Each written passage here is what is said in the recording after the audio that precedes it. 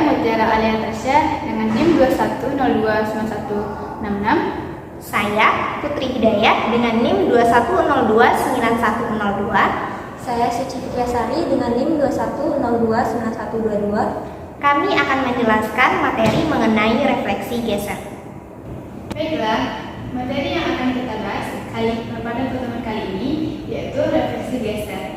Nah, pada materi sebelumnya kita telah mempelajari mengenai materi refleksi, translasi, dan rotasi. Adapun sifat-sifat dari refleksi, translasi, dan rotasi tersebut, yang pertama, hasil kali dua translasi adalah sebuah translasi. Nah, yang kedua, hasil kali dua rotasi adalah sebuah rotasi dan atau sebuah translasi. Nah, yang ketiga, hasil kali dua rotasi adalah sebuah rotasi atau sebuah translasi. Nah, selanjutnya kita masuk kepada teorema 12.1, yaitu hasil kali sebuah rotasi dan sebuah translasi adalah sebuah rotasi yang sudut rotasinya sama dengan sudut rotasi yang diketahui. Nah, untuk pembuktian dari teorema 12.1, andaikan diketahui rotasi dengan titik pusat A sejauh θ dan geseran sesuai dengan luas garis berarah BC, akan dibuktikan bahwa dengan dua kasus. Kasus pertama yaitu hasil kali dari geseran sesuai dengan luas garis berarah BC dengan rotasi dengan titik pusat A sejauh θ, yaitu sama dengan rotasi dengan titik pusat E sejauh θ. Nah, untuk kasus kedua yaitu hasil kali dari rotasi dengan titik pusat A sejauh θ dengan geseran sesuai dengan luas garis berarah BC sama dengan rotasi dengan titik pusat E sejauh θ. Nah, selanjutnya untuk pembuktian kasus 1, langkah pertama kita lukis luas garis berarah BC. Nah, langkah kedua kita lukis dua garis sejajar S garis S dan garis T yang berpotongan tegak lurus dengan luas garis berarah BC. Nah, langkah ketiga kita lukis luas garis berarah PQ yang sejajar dengan luas garis berarah BC yang memotong garis S di titik P dan memotong garis T di titik Q. Demikian sehingga luas garis berarah PQ ini adalah setengah dari luas garis berarah BC. Selanjutnya, tarik garis R memotong garis S di titik A, dan jika besar sudut R ke S adalah setengah θ. Selanjutnya kita perpanjang garis R sehingga memotong garis T di titik E dan diperoleh besar sudut dari R ke T adalah setengah θ. Nah, berdasarkan teorema 10.3 yang dimana garis R dan garis S dan garis T itu sejajar dan garis S tegak lurus dengan luas garis berarah BC, maka luas garis berarah BC sama dengan 2 kali luas garis berarah PQ, sehingga dapat kita ubah bentuknya menjadi GBC sama dengan MTS.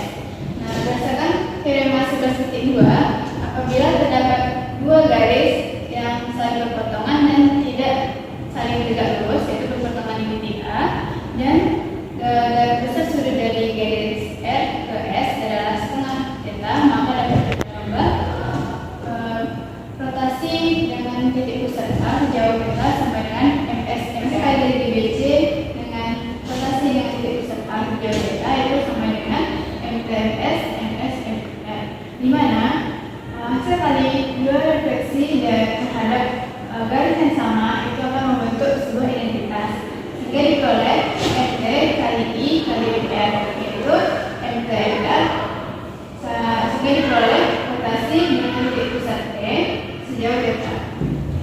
Dapat kita lihat refleksi dari garis R dan refleksi dari garis T akan menghasilkan sebuah rotasi dengan titik pusat E sejauh θ itu setengah θ.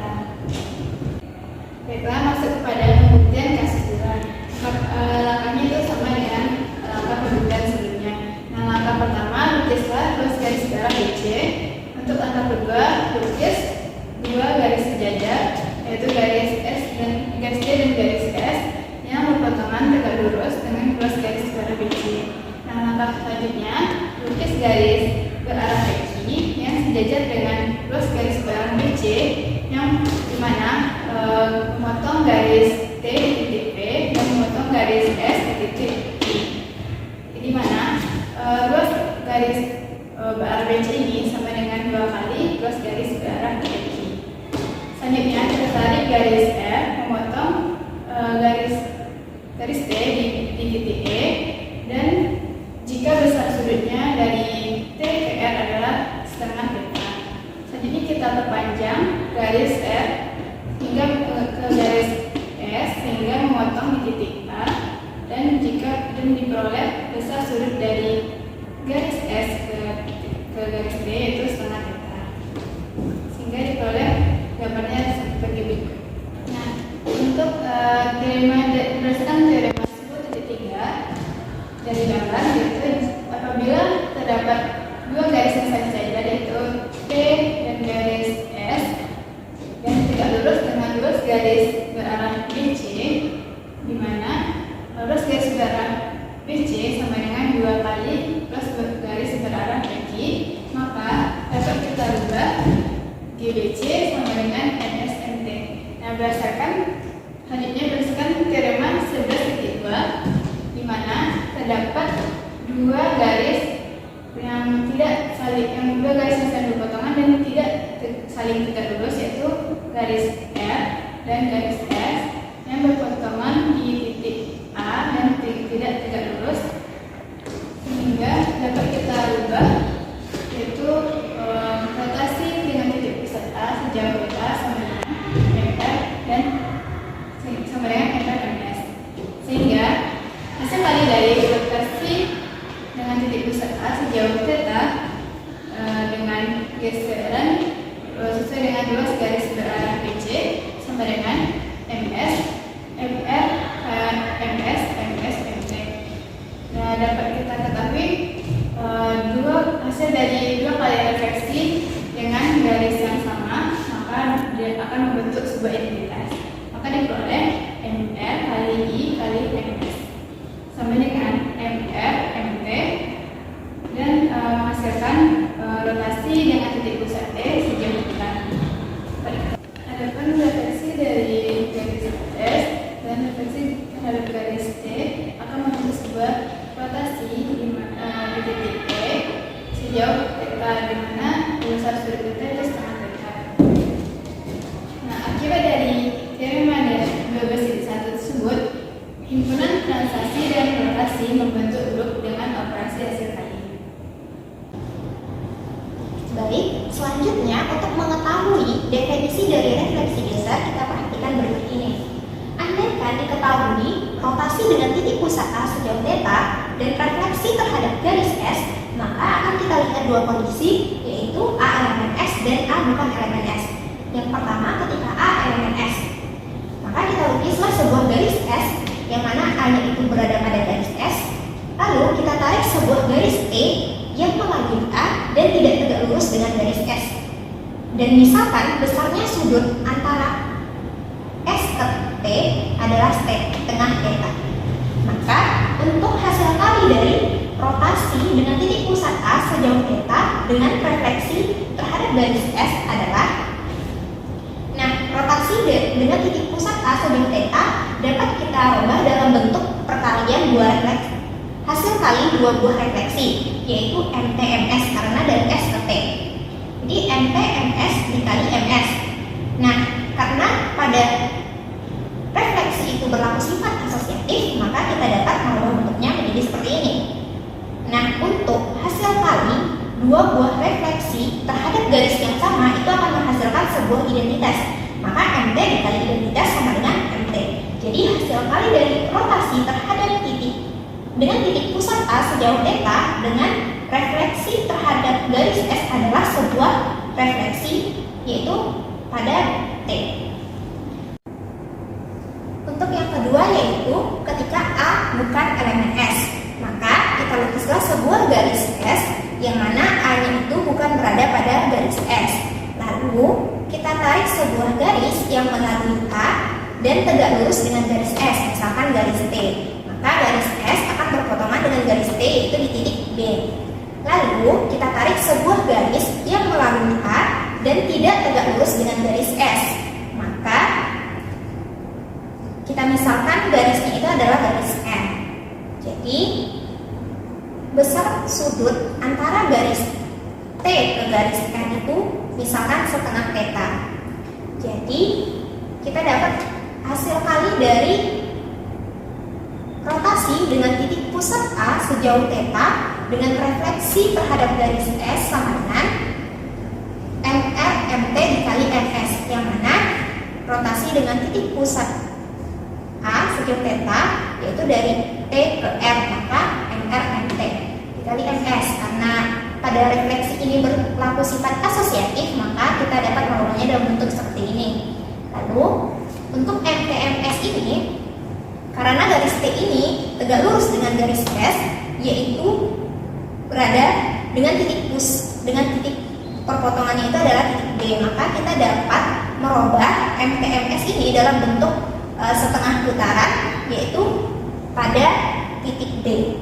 Jadi diperolehlah hasil kali rotasi dengan titik pusat A sejauh theta dengan refleksi terhadap garis S adalah MRSB, yaitu hasil kali setengah putaran dengan refleksi. Nah, kita andaikan ada sebuah garis Q yang melalui B dan tegak lurus dengan R. Misalkan perpotongan antara garis E dan garis G dengan garis R itu adalah titik C. Lalu kita andaikan ada sebuah garis yang melalui B dan garis itu sejajar dengan garis R. Kita misalkan garis W. Maka kita dapat merubah SB ini dalam bentuk MW MG karena G itu tegak lurus dengan garis W. Nah, tadi kita telah memperoleh bahwa hasil kali rotasi dengan titik pusat A sejauh theta dengan refleksi terhadap garis S adalah MRSB. Jadi karena kita telah memperoleh SB-nya yaitu MWMG, maka kita rubah SB-nya jadi MWMG. Nah, karena berlaku ini sifat asosiatif, bisa dirubah bentuknya seperti ini. Lalu kita lihat bahwa garis W ini kan sejajar dengan garis R. Maka MRMW itu adalah sebuah transaksi sehingga diperoleh rotasi dengan titik pusat A sejauh theta dengan refleksi terhadap garis S adalah hasil kali geseran terhadap garis DC dengan refleksi terhadap garis G, yang mana dapat kita simpulkan hasil kalinya itu adalah hasil kali ini sebuah refleksi pada B dan sebuah translasi, yang mana translasinya adalah BC, yaitu yang sejajar dengan garis G. Maka hasil kali itulah yang dinamakan dengan refleksi geser. Secara umum kita kenal definisi refleksi geser yaitu sebuah transformasi R dinamakan refleksi geser apabila ada garis G dan sebuah ruas garis berarah AB yang sejajar G. Maka R sama dengan GAB MG. Nah, kita contohkan apabila kita ingin mencari refleksi geser pada titik C, yaitu kita lukiskan dulu garis G, lalu ada ruas garis berarah AB, yang mana ruas garis berarah AB ini sejajar dengan garis G. Kita misalkan titik C-nya berada di sini, maka kita akan cari hasil kali dari GAB MG pada C. Maka pertama kita akan melakukan refleksi terhadap garis G pada titik C. Jadi titik C direfleksikan terhadap garis G. Jadi diperoleh C aksennya di sini. Lalu kita akan mencari geseran sesuai garis AB pada titik C aksen. Jadi kita lukis geseran sesuai garis berarah, ruas garis berarah AB. Jadi diperoleh C double aksen. Maka garis G inilah yang dinamakan sumbu refleksi geser. Baiklah, selanjutnya untuk pembahasan mengenai teorema 12.2, yaitu bahwa setiap hasil kali sebuah refleksi pada sebuah garis dengan sebuah rotasi mengelilingi suatu titik yang tidak terletak pada garis tersebut adalah refleksi geser. Bukti Bukti dari teorema ini dapat kita lihat pada pembahasan sebelumnya dalam mencari definisi refleksi geser, yaitu pada kondisi ketika A bukan elemen dari S, didapatkan sebuah hasil kali yang merupakan refleksi geser.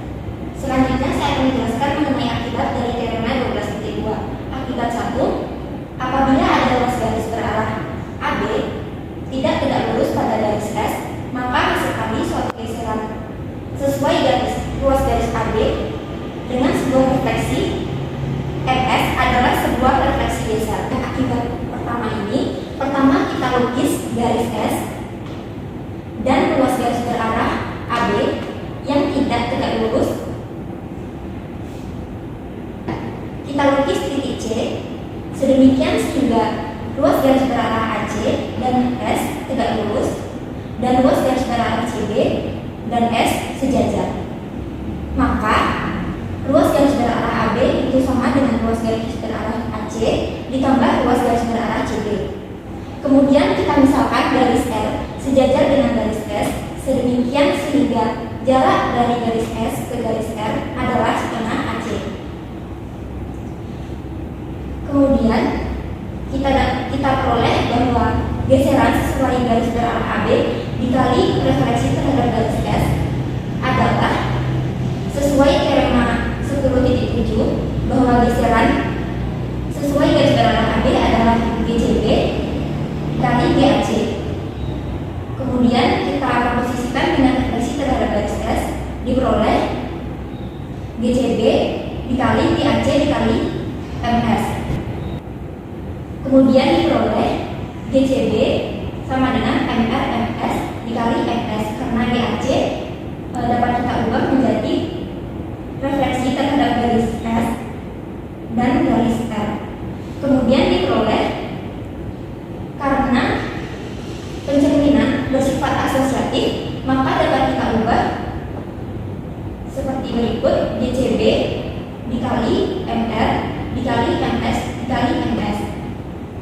Refleksi yang dikali dengan refleksi terhadap garis yang sama adalah suatu identitas, sehingga diperoleh GCB dikali MR dikali identitas, maka diperoleh GCB dikali MR.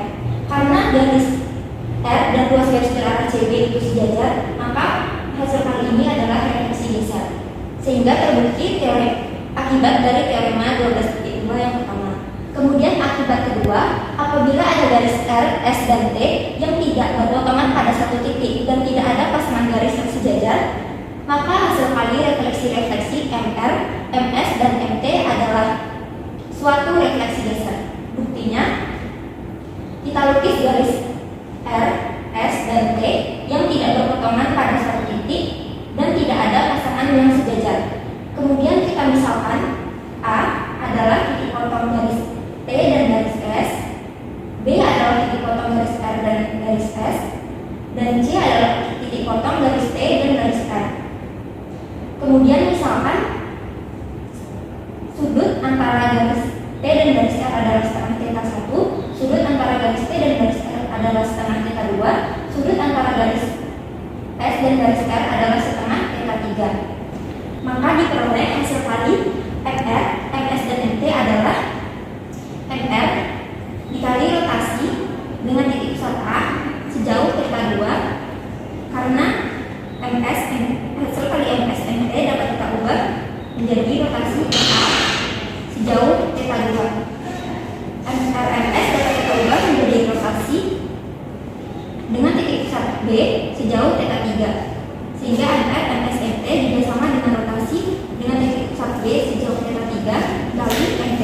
Kemudian untuk MT, MR, MS, hasil kalinya dapat kita ubah menjadi hasil kali MT dengan rotasi dengan titik pusat B sejauh θ 2 sama dengan rotasi dengan titik pusat C sejauh θ 1 dikali MS.